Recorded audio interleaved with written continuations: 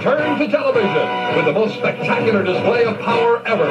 Join us as we show you a variety of these huge muscle machines in action. Car-crushing competition and an inside look at this country's latest phenomenon are next on War of the Monster Trucks.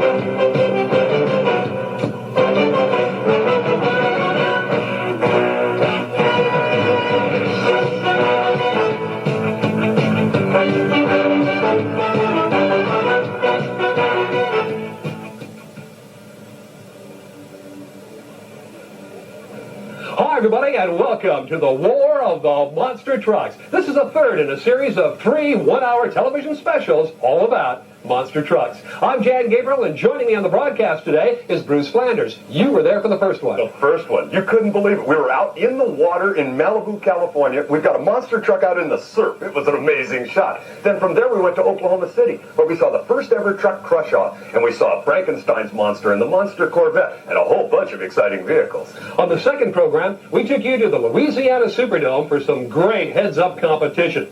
Well, this third broadcast comes to you from Chicago, Illinois, the heartland of America. It was here in the Midwest that the monster trucks were born. Monster trucks like this one, First Blood. First Blood. This is about as state-of-the-art as you get in 4x4x4 competition. And remember, there was an extra 4 in there. There's 4 wheels driving, there's 4 wheels on the ground, and with this particular vehicle, there's 4 wheels that steer also. Now, we first saw First Blood in the Minneapolis-St. Paul area at the Met Center in competition, and that's our first segment. Take a look. The Met Center is located just outside of Minneapolis-St. Paul. And what makes this contest a little bit different among 5 trucks is the fact that the judges will be these people. They'll be doing the judging here tonight, so let's take a look at the trucks and see who the competitors are. And here's the first competitor. This is the master of disaster. Doug Spanier is the driver. He's a hometown favorite, and he's not quite so sure he can win here tonight. Probably not quite as good as most, but hopefully I'll be able to do okay. Doug Spanier hoping that he can be competitive here this evening. 5 trucks. This is the first of the 5, and he is way up in the air now as he comes crashing down on the cars. Remember now, this audience is going to vote for these 5 trucks, and they're going to come up with a favorite. So these guys are going to have to really turn it on right now. So we'll follow the master of disaster, Doug Spanier, around the arena now. He'll go to the far side, and he'll vote on cars on the other side now as well for the folks over there. This happens to be a 1984 Chevrolet with 488 cubic inches. Develops about 500 horsepower. This one has a little bit wider wheelbase than a lot of them. This is a 122-inch wheelbase, weighs 11,000 pounds. Let's watch him right now. It's Doug Spanier now. Gets all set and ready, and again, he's way up in the air. Does a nice job, and as you can see, he gets the approval of the audiences. Here at the Met Center, master of disaster. Watch this now, going backwards. Whoa, nice job. That'll find favorite with this judging crowd here tonight. Doug Spanier, he's from Albany, Minnesota. He's 23 years old, quite active in motorsports up here in the, I guess you'd call it the upper Midwestern part of the United States. His best finish so far has been 5th in a 24-truck competition, so he's in good shape. And now, moving out onto the stadium floor is Dale Hancock in the Crimson Crusher. This truck has dual wheels. As you can see, it looks pretty unique. He told us about his truck earlier this afternoon. Well, this is my first time out with this truck. I used to have another one that was called Deuces Wild. It just ran single tires on it. I really prefer these tires over the Taurus. I don't get near the bounce or the wheel spin. We've got some really tough competition to run against tonight, and me being a novice at this, first time out with a car crusher, I kind of got the odds stacked against me, but I'm going to give it a heck of a shot. Dale Hancock ready to make thunder around this arena in Crimson Crusher. Nice truck. He gets up nice and high. The dually slammed down on the cars now. He'll move over to the other side, see if he can find some approval from these fans on the other side of the arena. Crimson Crusher, developing about 600 horsepower. Hancock is 28 years of age, and as we said, he comes from Evansville, Indiana. This happens to be a 1979 Ford pickup truck. Here he goes now, on the far side. Let's see what happens. Let's see if he can bring it up nice and high. Well, a little medium lift there. Here he goes slamming down. Let's keep our eyes on him. Let's see if he backs into it now, as some of the other trucks have. No, well, he's going to put the brakes on. We'll watch him carefully now. I think he's going to back into it. 600 horsepower. Bang, slams down, trying to demolish and smash those cars to smithereens. I think he told you earlier, he used to drive a truck called Deuce's Wild, real popular truck. So he's been around a while. Dale Hancock is a Crimson Crusher. He'll go over him one more time, hoping to pick up some votes here. So Dale Hancock, his run here in the Met Center is now history.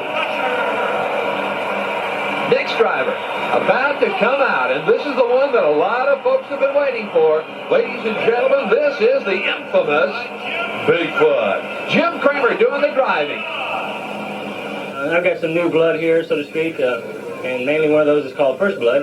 But you can't really discount anyone. There's some really good engineers out there building these trucks now, and they're going through a little more trouble about learning how to drive the trucks before they bring them out in public and run against you.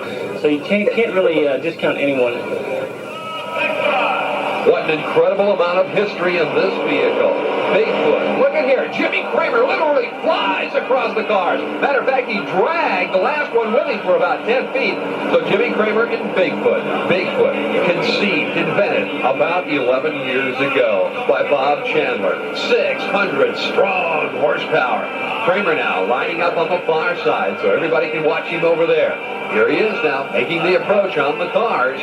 What's left of the cars? They're starting to get pulverized. Kramer now sets his sights. Up he goes. He's on the power throttle. Brings it down. The truck now down on the concrete. Let's see what else Jimmy Kramer has in store for us here now as he pilots Bigfoot around the Met Center. Minneapolis, St. Paul area. Lots of good folks up here enjoying this show here tonight as Jimmy Kramer does a 360, a donut, and the fans love it. He's going to back over these cars down.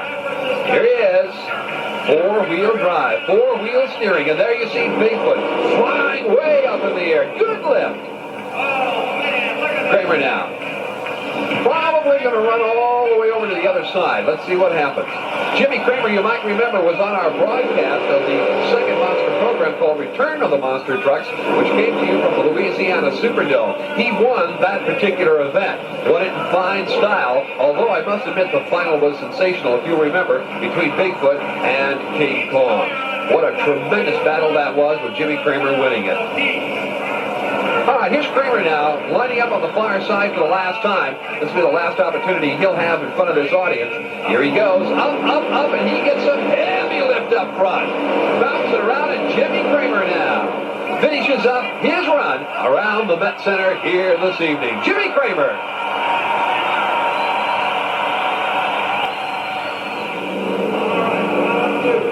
Here's the hot red First Blood, driven by Rob Fuchs. He's a hard worker. There's always something breaking. You're always modifying it.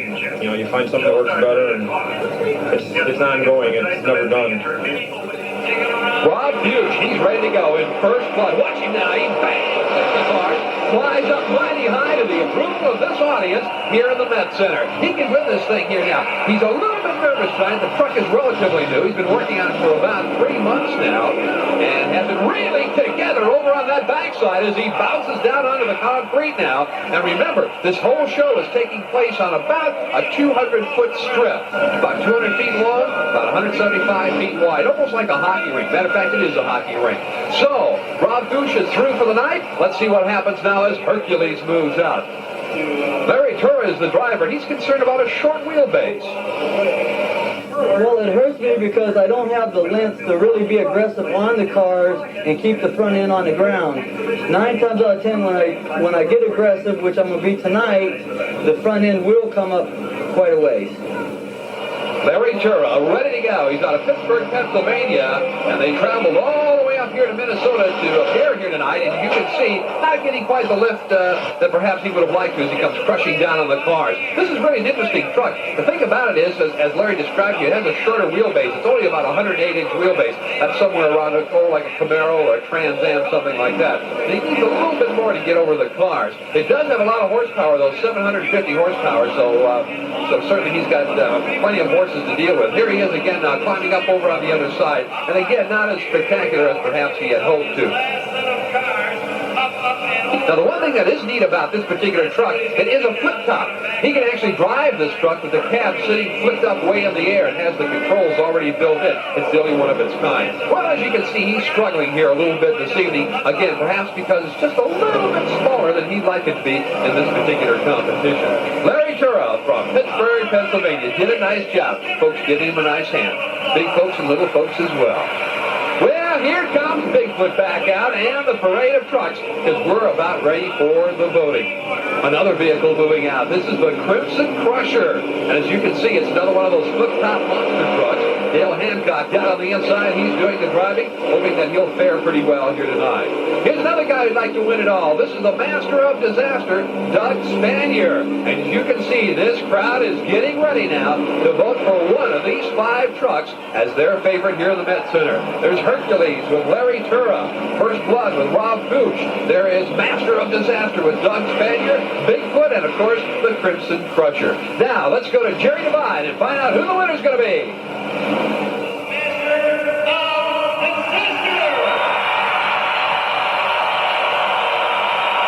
The Master of Disaster doing real well in the voting.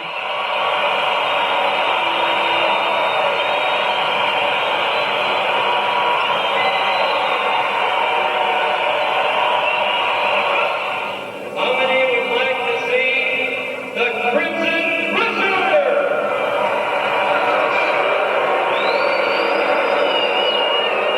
The Crimson Crusher, Dale Hancock, must be a little disappointed not mustering up quite as much of applause as he'd like to.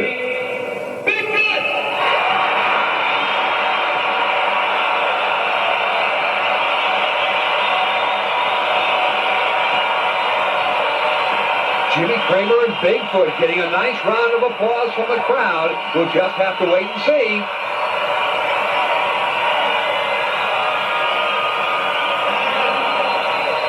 Here's the next truck now.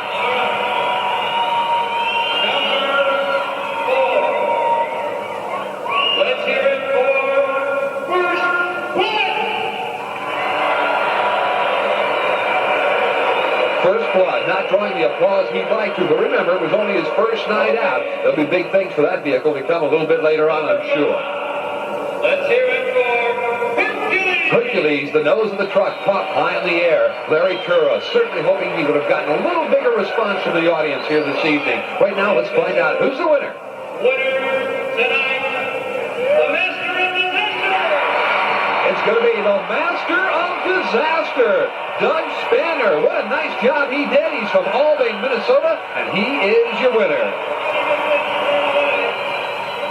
Now that's what you call some real heads-up competition. Hey, that Master of Disaster, you can bet on that guy just about anywhere he goes. If you're in the Minneapolis-St. Paul area, he's a hometown favorite. Hometown. Well, where are we going next? Next, we're going to Australia to see a monster truck. Down under. Throw another shrimp on the Barbie. And after that, we're going to see a monster truck built from a World War II tank. We'll do all of that right after this.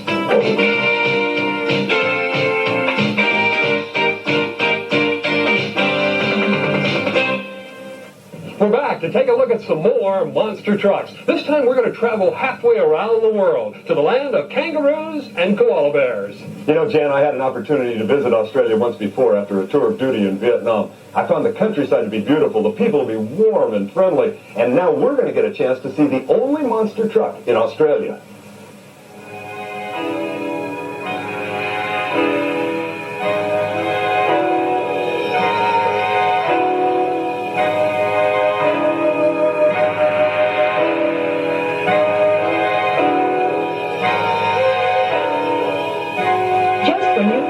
Safe to go back in the garage, appears the Aussie Battler, an 8 1/2 ton, 800 horsepower monster utility.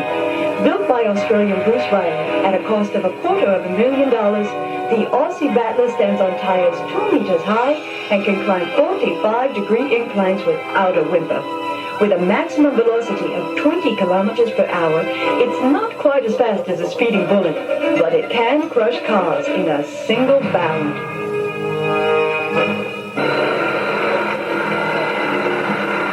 There's even a little Aussie Battler. I can't imagine there's a kid anywhere in the world who wouldn't want one of these hot little numbers.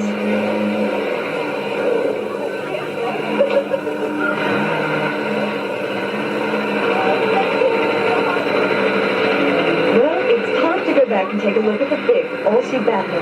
It's really the pride of Australian ingenuity. It's big, bold, and very impressive as it clobbers cars, leveling them to scrap heaps. The truck is used for a variety of purposes, all are show and go.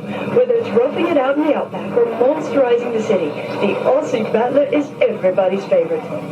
How many cars have you crushed so far with the Aussie Battler? Well, I've generally lost count now, Hope, but we're well over 200 cars now. Squashed them down flat.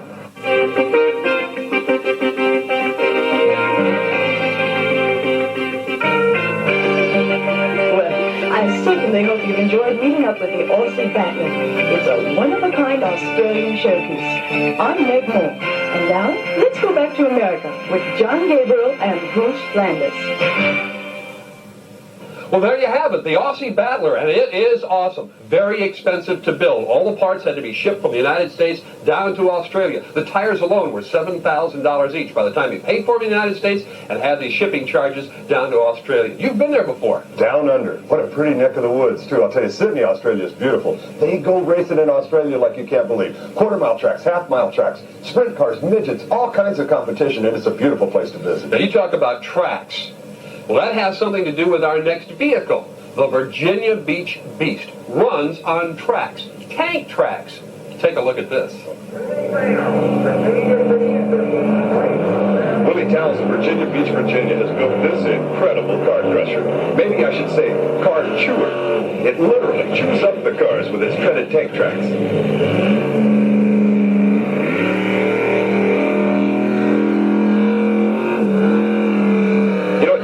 To complete the conversion from an M4 Army tank to this slick blazer look, and it's steered with two control levers rather than a steering wheel.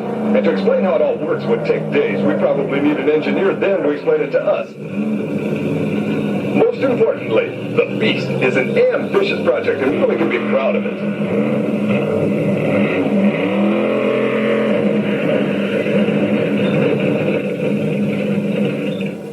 Monster trucks are extremely powerful. Big motors, four-wheel drive, as you have seen, they can literally fly over automobiles. But they are extremely safe. Rarely is there an accident. As a matter of fact, to our knowledge, there has only been one. And we're going to show that to you right now. When Fred Schaefer climbs into his pickup truck for a Sunday drive, he sure turns a lot of heads. Schaefer built from the ground up the huge monster truck Barefoot. I'm sure if you'd ask him, he'd be the first guy to tell you that bigger is better. We just started with a Chevrolet truck and started putting big tires on it. Then we started getting calls from promoters, and one thing led to another, and we kept improving the truck, and that was 6 years ago, and here we are today. Barefoot has been seen in a wide variety of television commercials and network programs. But along with Barefoot, there's more than just bare tracks on the circuit. A variety of different monster trucks is what keeps this sport interesting. The tower itself retails for $3,000 and the wheel retails for $1,100, so that's $4,100 per tower and wheel. It's made for combines and fertilizer sprayers. These tires are 74 inches tall and 44 inches wide on a 32-inch wheel, which is a very good-sized tower. It weighs around 1,600 pounds. These big bruiser trucks can destroy anything.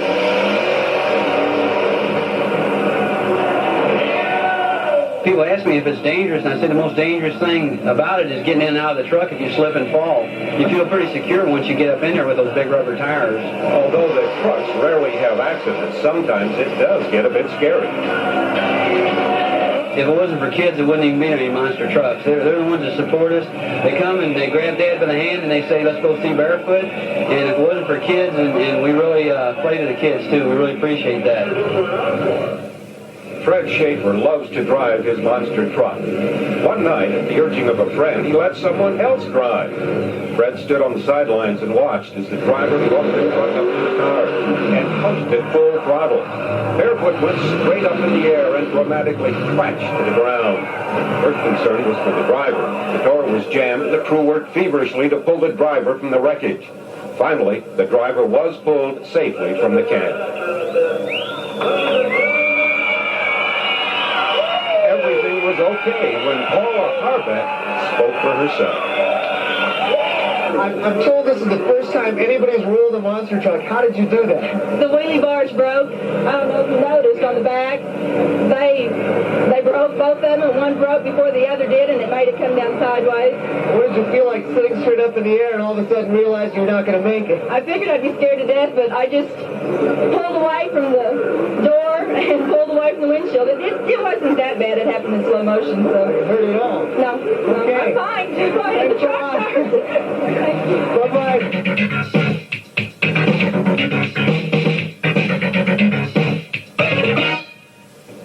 We're back on the War of the Monster Trucks. You know, what you're seeing behind me is the great skyline of the city of Chicago. Some of the best architects in the world have built that skyline, and you can see the combing of Lake Michigan behind us also. Now, if you took some of that water out of Lake Michigan, dug up some dirt, mixed it all together, what do you get? I don't know, the hydrogen bomb. No. Mud. Mud, exactly. One of the hottest new sports in the country right now is mud bog racing. Ooh, this is exciting. Back to the Met Center, Minneapolis-St. Paul for down and dirty mud bog racing. Up first is Ecstasy, a Chevrolet Blazer with a big block motor in it making lots of horsepower. Lenny Eskerka, he is the driver. Let's watch him carefully now. In the mud. The objective is to get to the other end of the course in the quickest possible time, and he's ready to launch. He is underway, slipping and sliding through the mud bog, and he is through already. Let's take a look at the time. It should be a dandy. 3.94 seconds. That's going to be tough to beat. That is a very tough mark to beat, but if anyone can beat it, it's this next vehicle coming up, Jen. This is a hot little number. This is called Quick Trip, a 1946 Jeep. 427 cubic inches, a supercharger, easily 1,200 horsepower machine, tied with a safety cable to catch him in case he gets to the other end too quick. Now, this is Mike O'Connell. He is ready to have at it. Watch him carefully now. Big wheels, four-wheel drive, going through the mud to the left, to the right, and he is through in 3.12 seconds. Mike O'Connell from Newport, Minnesota, currently now the quick time of the week. Yeah, that can hold up. Now, there are the real mud bog fans right there in the action. Oh, bingo, front row seats, the Euchre style. Well, I'll tell you, they love it. Now, you'll see, there'll be some people coming right down there to sit there so they can get some mud all over them as well. All right, here's our next competitor. This is the Legend, another funny car Jeep, you could call it. Yeah, it might have started out as a Jeep, but as you can see, they've really rearranged the bodywork with a lot of fiberglass. This is a very fast vehicle, but remember, he's got a beat, a 312. Another driver out of the state of Minnesota, Mike Keeney, and he is ready to go. This is another vehicle that can get the job done. Here he is now, crashing in the mud. Oh, listen to that motor running. What a finish, man. He plows off the finish line. I think Ken Heidemann, our cameraman, just got sprayed down there. See, there are more people there than before. I told you, they just absolutely love it. Here's his time, that 3:17. Not quite fast enough, but I'll tell you, he's running second right now in the competition. And look at this wonder of wonders. Once again, Chevrolet Blazer, but this guy's got a wild idea about where the front axle should be. This is Dave Billingsley out of White Bear Lake, Minnesota. This is a vehicle called Discontent, and he's in the mud. Oh, he's in the deepest part of it now, sinking. That's what you call being trapped. Now, here's where the safety cable will come good, because they'll be able to pull him out and go right on to the next competitor in a hurry. Now, here's the way to do it. Here's a family that brought their own mud flap. And they're enjoying themselves, too. Here's the next vehicle. This is Mud Hog, big and bulky. Driven by Tom Lindemann. Let's see how well he does. It's a Power Wagon front, but it's got a Chevy bed on it. It's a strange combination of parts with a strange slow attitude right now. Yeah, he's going to bog down real early here. Just for those of you at home who might not know, this pit starts out 3 foot deep and then eventually goes to 4 feet deep. And he's in 4 foot of mud right now. Yeah, he's digging his way down to the concrete floor. So Tom Lindemann here, a little over 30 seconds, so that'll put him out of the competition. But evidently he had some fun going down in the mud pit. And he still appreciated him. He gave it a heck of a try. Hard on parts. Good-looking truck. Colorful. Fans love it. Here's Outcast now. This old jobbie could do it. Once again, it's a Jeep type of a body and with lots of horsepower under the hood and all 4 wheels driving. Yeah, he's got a Chevrolet under there, a big, powerful one, but he's all over the place. Took the long way home. A long-distance award, but he gets to the finish line with a 9:28. Tom Hagen is the driver as he sinks deeper and deeper and deeper into the bog. Yeah, but this time he did it past the finish line, and here we come with a tough competitor. This is Master Mudder. He used to be the Master of Disaster Monster Truck, and it sort of spun it off into a series of its own, the Master Mudder. Rick Young out of Richfield, Minnesota, will be doing the driving, and is he plowing through? Boy, and once again, that big block motor working hard. He was all over the course with a 3:45. Yeah, that's not going to win the meet, and the meet is over, and your winner is Quick Trip, Mike O'Connell, and there he is. Nice little piece. Oh, yeah, the supercharger's still working well on the top of it. Just an outstanding job by all the competitors.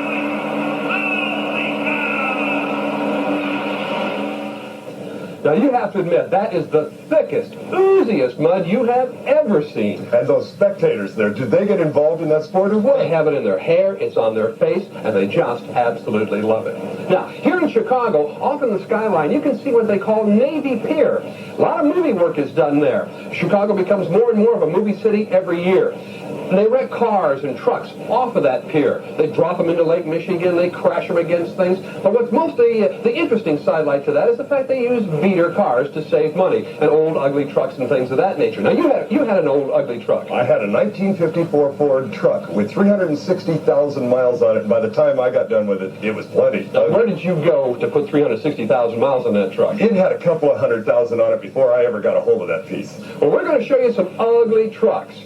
We went down to Louisiana Superdome for an ugly truck contest. Now, I'm not going to tell you who the winner was. You can judge for yourself.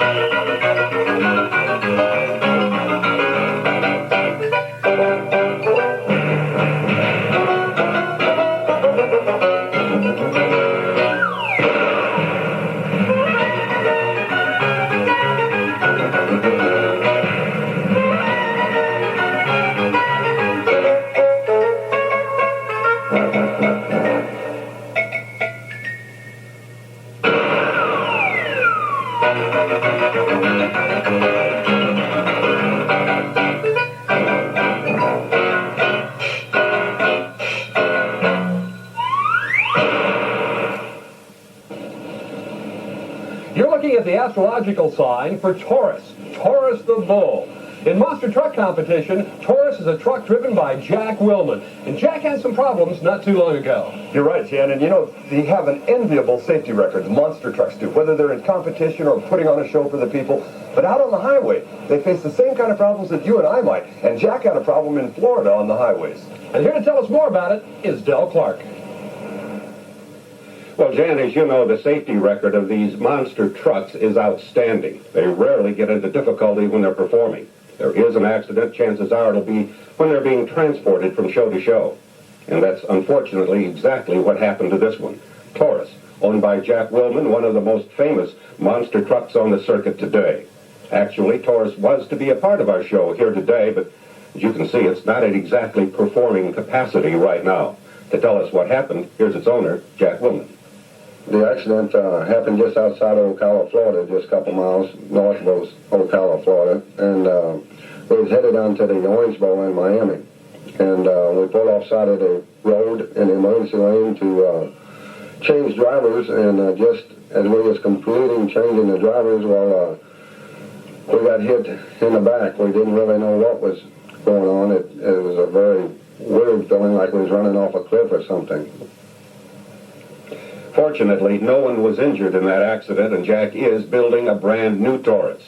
Right now, let's take a look at some film highlights of the final days of the old Taurus. Are you ready down there, Flagman? Count it down. Crowd right now. 5, 4, 3, 2,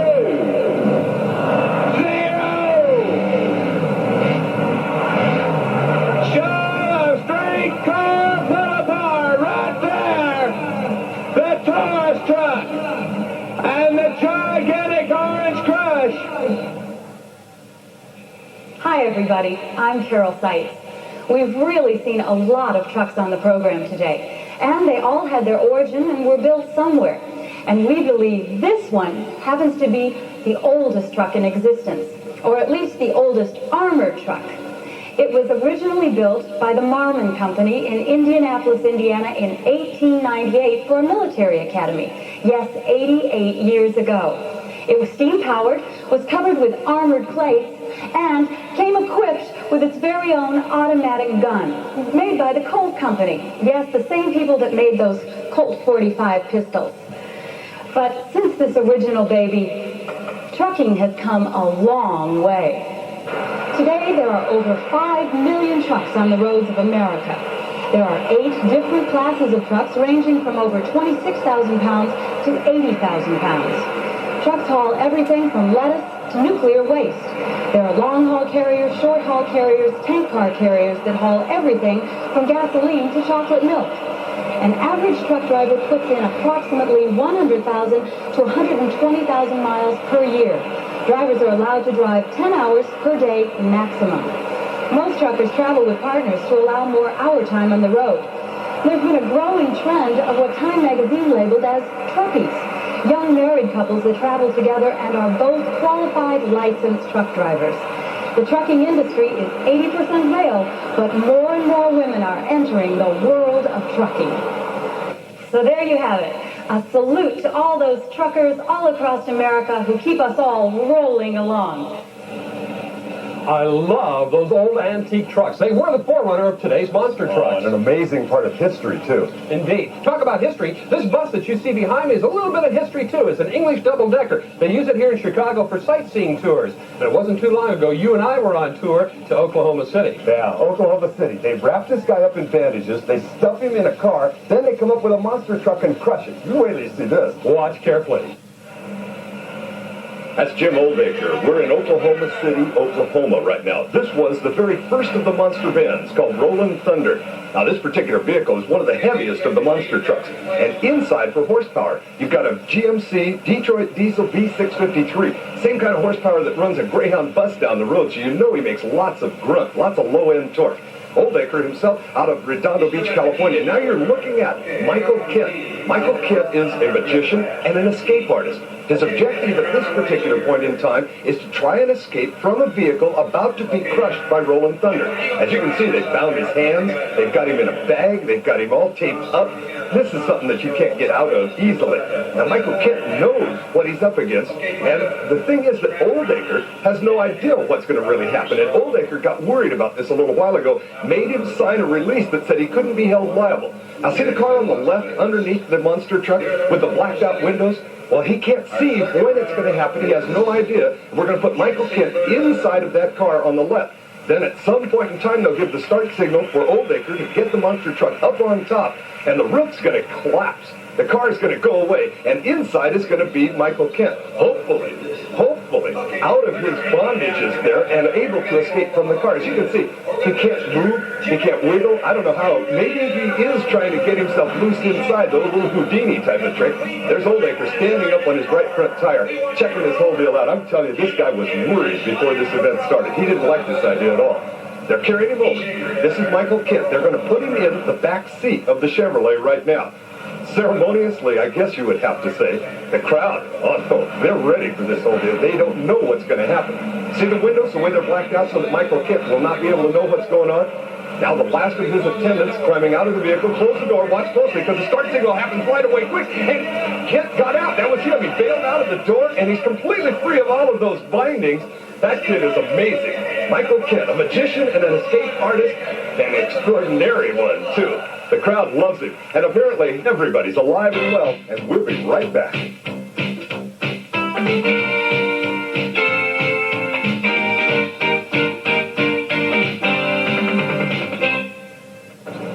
Here in Chicago, they like things big and they like things tall. Over my right shoulder, the tallest building in the world, the Sears Tower, at over 104 stories tall. Now, if you want to see tall and big, we're going to be going to St. Louis, Missouri to see the tallest, the biggest, the widest, the heaviest monster truck in captivity. It's owned by Bob Chandler, and it's called the legendary Bigfoot. Well, Bruce, it all began about 11 years ago in an effort to publicize the Midwest Four-Wheel Drive and Performance Center here in St. Louis near the airport. A monster 4x4 truck was built. And here is the guy that designed and built Bigfoot. This is Bob Chandler. And Bob, here in the Midwest on a hot summer evening, it's not uncommon for the folks to enjoy surveying the neighborhood from a porch swing. But this is not your typical porch swing. This, in fact, is suspended from the front bumper of the biggest Bigfoot. This is Bigfoot 5 right here, Gary. Where'd you get these tires and wheels? They came from a junkyard in Seattle. They're off of Alaska Land Train. They're about 10, 15 years old. The tires are all dry rotted, but I bought 8 of these tires and wheels about 3 years ago. Now, I have covered motorsports all across the country, and I think one of the most popular events is the mud bog. And I know you enjoy that with this particular vehicle. Yes, we tried this one in the mud first about a week ago in Indianapolis, and it really did good, but for mud you need a truck with wheel speed, and this thing here geared at 310 to 1. It was really slow. I didn't quite make it through the pit. Well, now, I don't want to say that you have big feet, but you have more than one monster truck. I like to call them Bigfoot trucks rather than big feet. Yeah, we have a total of 7 trucks. We have 4 Bigfoot trucks, the big full-size trucks that we tour with. Ms. Bigfoot, the Aerostar, and then this one that we usually leave on a mound here. And what kind of an entourage do you have when you travel? We have 6 different motorhomes that we tow with. They're big LTL Ford trucks, and we pull a trailer with the vehicles in the back. And how many people do you use? Total between the companies Midwest Full Drive and Bigfoot is 50 people. And how long does it take to really change tires? This is not your championship Indy-style pit stop. Well, on the regular trucks, it's only a half hour, but this thing here would take, when we run the duels, it's about a 3-hour job, and it takes 6 people. Hard work. Well, last time Jan Gabriel was here talking with you, you had a challenge that you couldn't quite meet. The gravel ramp. The gravel ramp in Cleves, Ohio, and you couldn't quite make it over the top. It's a 270-foot high hill. It's a 70-degree angle. It's pea gravel. And this year, for the first time in 4 years of trying, I made it over with Bigfoot 1. But what changes? Well, we increased the horsepower, put another carburetor on, set the blower up, put nitrous oxide on it. I screwed the tires to the wheels so I could drop the air pressure more. We took about 2,000 pounds of weight out of the truck. You had been crushing your competition, going head-to-head for all these 11 years, and one of the most popular aspects of monster trucks is crushing cars. But now you are literally crushing monster trucks. Yeah, we tried something here at the shop a few years back, and we just did it again about 2 months ago. We drove over 2 monster trucks. We set them up just like a normal full-size truck with the 66-inch tall tires on it and drove over with this truck right here. We have seen how far you've come in 11 years with all the competition now, but how far can you go safely without hurting somebody? What we've been doing for the last 6 months is setting up a set of rules for the monster trucks. We're talking to promoters, we're talking to other truck owners, monster truck owners, and we want to keep our sport safe, we want to keep it around for years to come. So I think within 6 months we're going to get this set of rules done that everybody can abide by, and it'll make a safer sport out of what we're running. What's on the drawing board next for Bigfoot? Well, I can't tell you that. You guys just wait and see. And I'll be ready to take another ride with you. Bob, thanks for the visit. Thank you, Gary. The legendary Bigfoot, always a favorite. You know, Jan, a lot of people are surprised to find out that Bigfoot can actually float. Well, it's not only Bigfoot, most monster trucks can float on water. Now, although they weigh about 13,000 pounds, these tires are so big, have so much air in them, that they actually create buoyancy for the truck. If you took one out in the harbor here, it would indeed float. But right now, we're going to change our direction a little bit and head to the south side of Chicago, where there are some dastardly deeds going on.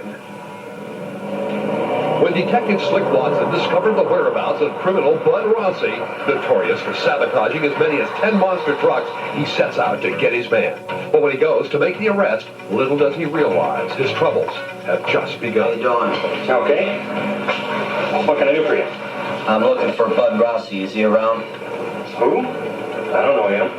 I got a federal warrant out for his arrest. Not wanting to be captured, Rossi slips out the back door and steals away in Detective Watson's car.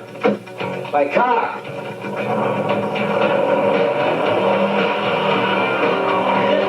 Yeah, police business. Follow that car. Looking to chase Rossi, Slick commandeers the monster truck Gentle Ben.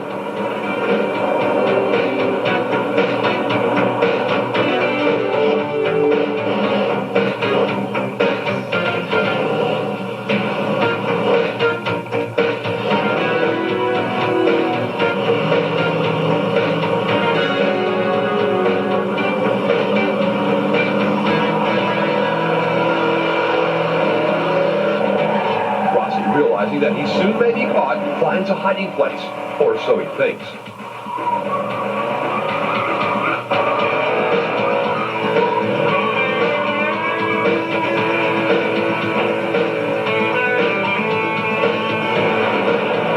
Spotted by a man on the street, Rossi is due.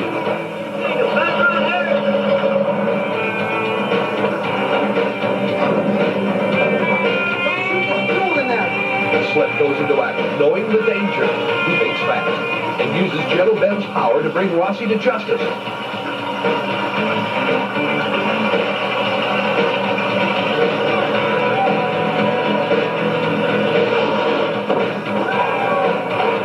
Will Rossi survive the explosion? Indeed he does, and justice prevails. Hey, pal, stand in the line.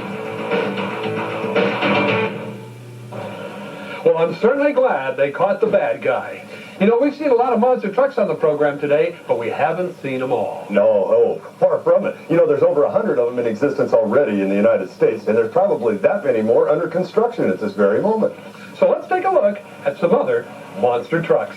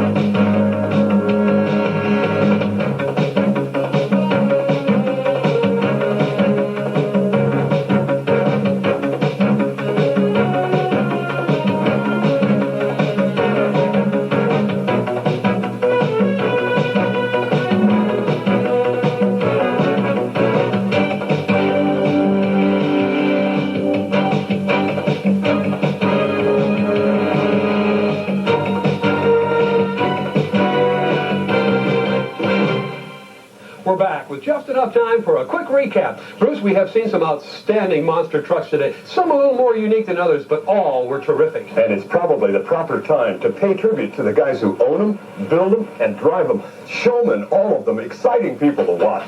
And without them, these programs wouldn't have been possible. So I, too, would like to add my thanks to all the owners and the drivers. I'm Jan Gabriel, along with Bruce Flanders. We'll see you next time with more monster trucks, or perhaps monster cars.